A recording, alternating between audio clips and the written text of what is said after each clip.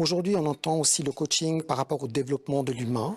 Qu'est-ce qu'il en est pour toi? Qu'est-ce que c'est que le coaching en tant que développement, d'outils de développement? Bah, écoute, merci de la question, parce que pour moi, la base même du coaching, c'est ça, en fait. Il s'adresse, le coaching, d'abord à une personne, à un être humain, et aussi à tout ce qui est dans cette personne, les ressources dont on a besoin, notamment quand on fait face à des situations un peu difficiles ou challenging.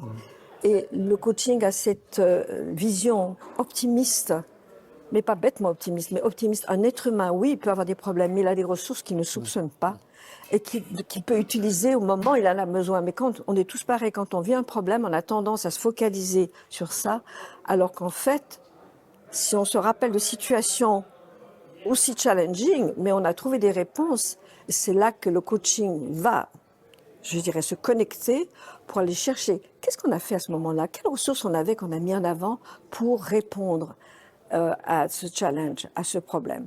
Donc je pense que c'est là que le coaching a une place extraordinaire, c'est par cette vision de l'être humain et en général de la vie, où on va chercher ce qui marche de façon à aider à ce qui ne marche plus ou moins bien.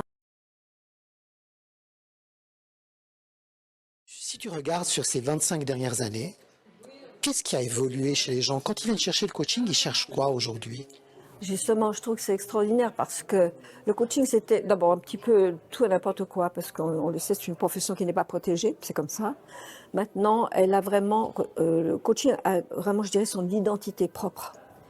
Et on le sent de plus en plus par rapport aux gens qui viennent chez nous, les étudiants, où ils ont besoin d'intégrer ça, non pas de devenir des coachs en tant que tels, mais d'intégrer ces compétences dans leur métier. Par exemple, ressources humaines, manager, tu parlais tout à l'heure avec des équipes, et qui fait que le coaching est devenu une façon d'être, je dirais, profonde, dynamique et connectée à l'être humain, et en même temps à la performance. Et ça, c'est assez extraordinaire parce que c'est comme intégré dans la vie et non pas un métier à part. Bon, voilà, je suis coach, mais là, je suis pas coach. Hein. Non, le coaching fait partie, par ses valeurs, de notre vie de tous les jours. Et Dieu sait qu'on a eu parfois des moments un petit peu spéciaux, on va dire ça, ces dernières années. C'est comment je vais aller me connecter à ça pour y répondre de façon, je dirais, positive et non pas me faire démolir par ce qui se passe.